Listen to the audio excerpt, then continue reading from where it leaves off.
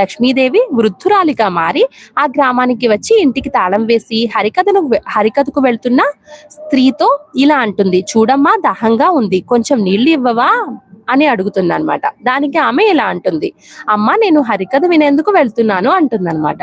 దానికి వృద్ధురాలి రూపంలో ఉన్న లక్ష్మీదేవి ఇలా అంటుంది, నాకు కొన్ని నీరు ఇవ్వు, నీకు అమితమైన పుణ్యం లభిస్తుందని లక్ష్మీదేవి అడగగానే కాదనలేని స్త్రీ తాళం తీసి ఇత్తడి చెంబులో నీళ్లు ఇస్తుంది.